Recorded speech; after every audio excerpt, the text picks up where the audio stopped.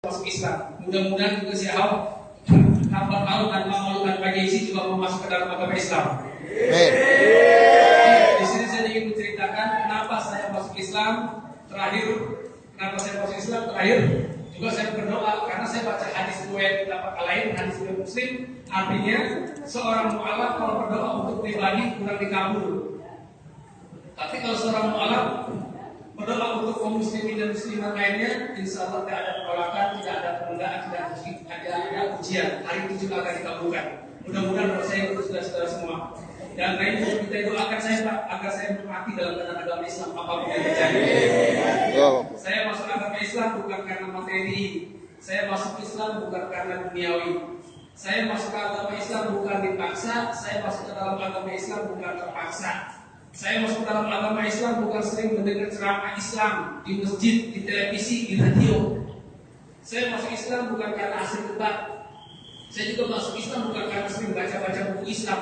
Tapi inilah yang saya akan siarkan, bahwasanya umat Islam pada umumnya, seluruhnya dunia, kalau meninggal dunia atau mati tetap dijamin masuk surga.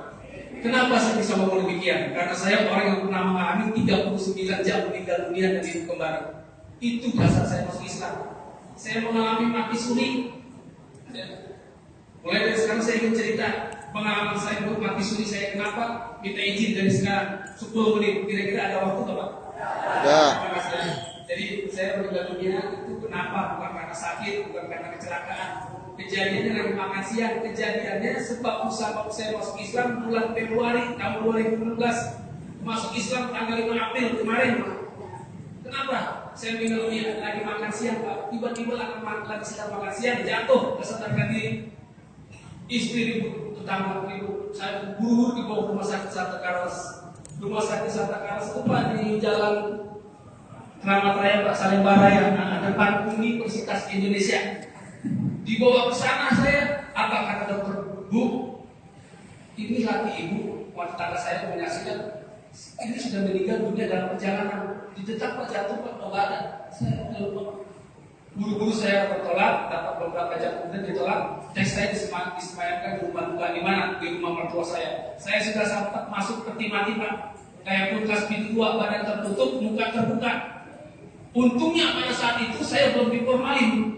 Kalau diformalin mungkin mati selama-lamanya. Ya, karena kalau orang Kristen itu mati lama dikubur kenapa Pak? Ada yang tahu? Ada yang tahu ya, ilmu saya kira-kira agama baik. Jadi kalau orang meninggal, orang Kristen lama dikubur bukan menungguin keluarganya, karena acara gereja dilimpahkan ke rumah duka. Arti hari Jumat di besok Sabtu ada acara di rumah mayat, namanya acara hidup jemaat puji-pujian. Besok ada lagi acara, besok udah selesai acara baru dikubur. Beda dengan orang Islam. Orang Islam mati pagi, sore dikubur, gitu kan Pak? Karena Islam menetapkan adab kebersihan dan kemanusiaan. Ini mayat dikubur dulu, baru acara mayat. Ada yang pakai 3 hari, 7 hari, 30 hari. Tetangga saya, orang Islam begitu. Ini mayat dikubur dulu, habis dikubur baru acara mayat. Makanya orang Kristen kalau habis dikubur ini jasad ini sepi. Beda dengan orang Islam. Orang Islam bisa 1 minggu ramai, masih ramai rumah duka, begitu.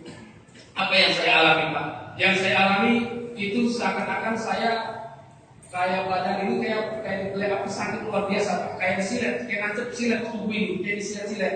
Nangis nggak bisa, teriak nggak bisa. Sampai di tengah-tengah leher, saya kayak kulitin. Tubuh saya melayang-layang Pak. Melayang-layang tubuh saya. Tiba-tiba saya masuk terowongan hitam, bundar terowongannya, saya masuk itu, saya ngikutin titik putih kuning-kuningan. Setelah titik putih kuning itu pecah, baru saya kaget. Saya berada di sebuah lapangan yang sangat luas. Lapangannya luas sekali Pak, naik ke atas begini. Dibilang siang bukan, sore bukan, pagi bukan, suasananya beda karena begitu-begituan. Saya jalan terus Pak, jalan sepi sekali. Nah, pada saat jalan di tengah-tengah, itu baru saya nemuin orang, bukannya miliaran, triliunan. Banyak orang manusia berkumpul di situ. Yang saya bingung, orang-orang di lapangan sana nggak ada yang pakai baju batik, nggak ada yang pakai kemeja, nggak ada yang pakai kaos, nggak ada yang pakai baju, nggak ada yang pakai celana, nggak ada yang pakai kain, nggak ada yang pakai peci, nggak ada yang pakai. Semua sama pakaiannya, seperti orang yang pergi haji pakai cukup kain ini begini. Dilipin kain apa namanya? Ihram ya, ihram. Semua. Dan akhirnya lagi di lapangan tersebut saya nggak pernah nemuin anak-anak atau usia mereka muda-muda semua di lapangan tersebut. Muda semua. Antara 17 dan 18 tahun, termasuk saya mungkin muda. Dan pada saat itu ada pasukan dari langit turun menyamai yang ada di lapangan tersebut. Turun pakai kilat menyamai yang ada di lapangan tersebut jumlahnya. Berdiri semua orang di situ, termasuk diri saya. Itu orangnya kelihatan jelas, putih awak kayak kawat putih, berbentuk manusia. Dia bertanya-tanya kepada saya. Terus terang saya orang Kristen Protestan, nggak ngerti bahasa Arab. Tapi di alam sana seakan-akan saya ngerti bahasa Arab. Paham ya Pak? Saya orang Kristen Protestan, nggak ngerti sekali bahasa Arab. Tapi di alam sana ditanya-tanya orang itu seakan-akan saya ngerti bahasa Arab. Setelah ditanya, Pak, keanehan sangat luar biasa. Ini saya nggak bisa bicara Pak. Yang bicara kayak akal kanan, akal putih, kayak akal kanan, akal kiri yang bicara. Setelah itu kuping kanan, kuping kiri, mata kanan, mata kiri. Yang paling lama bicara adalah tangan kanan, tangan kiri, kayak kanan, kayak kiri bicara. Setelah itu lama, setelah saya dijawab, nah pasukan tadi Pak naik lagi ke atas, kayak kira lain naik lagi. Nah di saat itu juga lapangan tersebut terciptalah lubang kiri, lubang kanan, lubang kiri, kayak hancur gitu. Cuma orang-orang yang ada yang jatuh, kayak kita berdiri duduk di masjid ini, tiba-tiba 5 ubin ambruk gitu ya, itu nggak ada yang jatuh, nggak ada yang jatuh Pak. Sudah tercipta semua lubang kiri, lubang kanan, baru 100% orang-orang berjatuh ke kiri, orang-orang berjatuh ke kanan. Termasuk saya kepala saya sudah di bawah, kaki di atas sudah masuk ke lubang kiri. Bawahnya itu gerah, pengap panas. Tiba-tiba ada tangan besar ditarik, pegang saya, tarik saya. Rupanya orang tadi berbentuk seperti kayak awal putih lagi. Dia bicara kepada saya. Pada dasarnya saya belum waktunya di alam penyucian jasad dan roh. Paham ya Pak? Di tempat alam penyucian jasad dan roh. Seandainya saya masuk ke sebelah kiri, ini saya abadi selama-lamanya. Walaupun mereka di sebelah kiri ini ada golongan orang yang baik, yang sosial, yang rajin ibadah, yang suka nolong, tapi abadi selama-lamanya. Siapa mereka?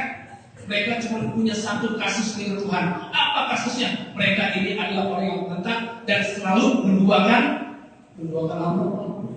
Nah orang di sebelah kanan, walaupun mereka beratus-ratus hari, berjuta-juta hari, bahkan berjuta-juta bulan, pun bahkan berjuta-juta tahun, tapi mereka punya dosa sebesar apapun, di luar menduakan, mereka ini tetap dijamin untuk masuk pintu 8 di antara yang 8. Saya lihat Pak, pintu 8 tinggi, Monas lebih tinggi lagi. Pintunya warnanya hijau kehitam hitam mengeluarkan bau harum, tertutup rapat. Setelah saya masuk Islam, itu yang dinamakan pintu Ariel, pintu surga.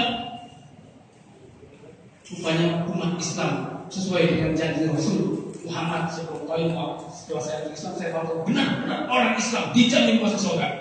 Saya bingung sih, kenapa sih Islam teroris? Sebelumnya gitu Pak, saya menganggap Islam itu teroris. Yang orang teroris itu salah. Apa yang jadi teroris? Nggak usah jadi teroris udah dijamin masuk Islam, ya benar Pak? Ya kan? Nggak usah jadi teroris, udah dijamin masuk Islam. Nah setelah itu Pak, saya usap muka saya, tiba-tiba saya melayang-layang. Saya kayak celentang Pak, kayak celentang gitu Pak. Bangkit dari kematian Pak, saya bangkit dari kematian. Yang banyak juga sih orang yang lari sampai kaca rokok pecah, utang-utang.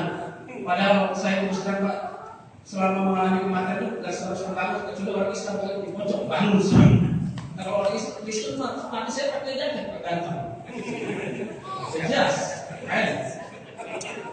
malam-malam hari datang satu jemaah gereja cabang dan pusat termasuk menyebabkan peningkatan. Cuma Ahok yang datang karena gubernur DKI lagi ada acara mungkin. Datang Keramat Jati sama pendeta. Pada hukum. Saya disuruh ceritain sama pendeta. Pak bahaya kalau saya ceritain aja apa ada. Saya ceritain lebih daripada ini. Setelah selesai buka jemaat merah. Pendeta bilang, para jemaat sekalian, Pak Wenas ini bukan mengalami perjalanan roh, melainkan sedang dipuji oleh Bapak kita. Bapak kita ini Islam itu Allah. Oleh Tuhan Yesus sedang dibawa ke alam iblis. Maksud pendeta tujuannya supaya jangan ini jemaat pengaruh sama saya, ya kan Pak? Nah, lantas saya sering singkat cerita sering baru saya menyatakan diri mau masuk Islam. Pak, saya masuk Islam pakai Pak Wenas ya? Dia pakai Pak, salah saya cerita saya bisa pakai saya masuk Islam, jangan bercanda. Baru dari batu apa Pak coba oleh Habib jangan bercanda. Benar masuk Islam, itu saya cerita.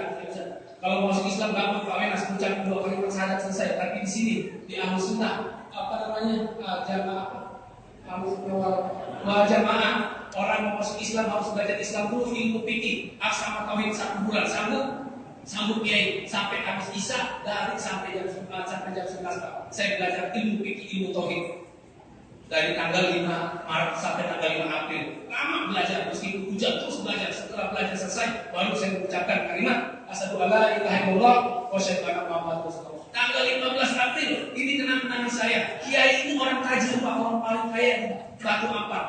Karena kontrakannya di sana sampai 50 lebih. Belum di Bekasi, belum di daerah Kedoya, Jakarta Barat. Saya bilang kiai rumahnya hebat. Saya ada sebagai majelis gereja, rumah sama orang tua. Pak Wenas jangan begitu. Pak Wenas kalau punya duit juga jangan ikutin saya, nggak kuat. Kok begitu kiai? Jangan, nggak kuat. Saya rumah 3 bukan apa-apa. Karena ngejalanin sunnah. Maksudnya istri saya 3. Saya kenang-kenangan Pak, tanggal 15 April Pak, habis sholat subuh dikasih makan Pak yang enak-enak, itu sholatnya Pak Kiai. Dikasih nasi putih, ayam bakar, ayam goreng, buah-buahan. Dikasih makan enak. Pak Kiai udah kenyang, minum yang banyak, makan buah-buahannya. Pak Kiai udah kenyang, belum. Pak Wenas sudah kenyang, udah minum yang banyak. Saya minum. Ada apa Pak Kiai? Hari ini, detik ini juga ente aneh kita di sunnah. Habis makan yang enak-enak di sunnah Pak. Pak Kiai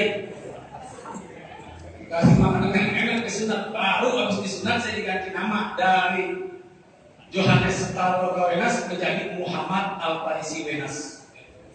Dan Pak, terjadilah serangkaian kemelut dengan keluarga, dengan mertua. Sehingga saya kos-kosan di daerah Jakarta Kota. Bisa Pak dengan istri, dengan anak, karena abang saya mau porin mertua saya, adik saya mau porin istri saya. Sehingga saya diusir sama anak sama istri. Ada kabar gembira tadi ini Jumat tuh pengen saya Jumat niatnya habis Jumat ke Ragunan mau lebaran sama binatang lah. Saya mau lihat ke situ ya. Tapi lihat binatang di Jakarta juga banyak berkeliaran gitu. Di sana nih. Ya. Jadi saya dapat kabar gembira Pak, dan mampir di sini. Rupanya istri saya juga diusir sama anaknya. Kenapa istri saya mengusir dia begini? Rupanya Pak, ada rencana istri saya juga mau masuk dalam agama Islam habis lebaran. Istri saya ada di daerah Tangerang, Kota Bumi, di tempat pembantunya yang orang Islam, bersama pembantunya. Insya Allah Kiai habis dari Cirebon dan di Jakarta mau diislamkan. Entah kapan, mungkin tanggal 10 tanggal pertengahan dari tanggal 7 tanggal 15 mungkin Kiai baru pulang dari Cirebon. Diislamkanlah istri saya. Mudah-mudahan istri juga saya masuk Islam. Saya bilang sama istri saya, kalau kamu masuk Islam ada hadiah dari saya untuk kamu. Nanti kalau kamu udah diislamkan dan kita sudah dinikahkan lagi, saya kasih. Kamu harus masuk Islam, Pak, mungkin saya dinikahin lagi, Pak. Kami tidak bisa pakai. Saya bilang saya mau kasih hadiah untuk kamu, tapi dikasihnya ntar kalau sudah dinikahkan sama Kiai. Istri saya penasaran, apa hadiahnya? Saya mau nyampe hadiahnya, buah udah disunat.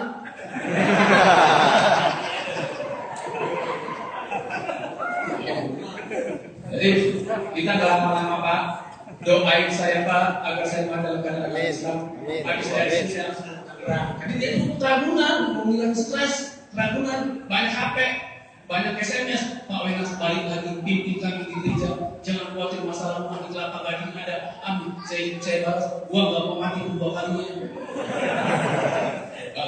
Kasih mobil gua gak mau, gua gak mau mati 2 kalinya. Ya, jadi apa namanya saya pada ini saya mau berdoa dan langsung mengingatkan giran hati Pak. Jangan niat mau begini-begini. Untuk Allah itu silaturahmi di daerah sini kali ya. Mari kita angkat tangan kedua belah tangan kita, mudah-mudahan doa saya dikabulkan oleh Allah Subhanahu wa taala. Bismillahirrahmanirrahim. Ya Allah ya Rabb kami, saya telah berada di masjid ini dalam rangka berbagi pengalaman. Ya Allah, saya berdoa khususnya kepada almarhum pemberi wakaf tanah di sini agar mereka rohnya dimasukkan ke dalam surga tanpa kecuali Allah. Ya Allah, ya kami juga saya berdoa kepada pengurus dan jamaah ibadah sholat Jumat yang ada di sini agar mereka ditambahkan usianya, ditambahkan kesehatannya, ditambahkan rezekinya. Bagi mereka yang menjalankan rumah tangga, dilanggengkan rumah tangganya dari awal hingga akhir. Yang punya problem rumah tangga diselesaikan dengan selesainya ya Allah. Ya Allah, bagi mereka yang punya istri yang belum punya anak agar istrinya dibukakan rahimnya, agar istrinya dikasih keturunan ya Allah. Ya Allah, bagi mereka yang punya anak laki atau perempuan diluluskan sekolahnya dari sekolah PAUD hingga perguruan tinggi. Bagi mereka yang belum dapat pekerjaan dikasih pekerjaan yang terbaik. Bagi mereka yang belum dapat jodoh dikasih jodoh yang terbaik. Ya Allah, ya kami bagi mereka yang bekerja sukseskan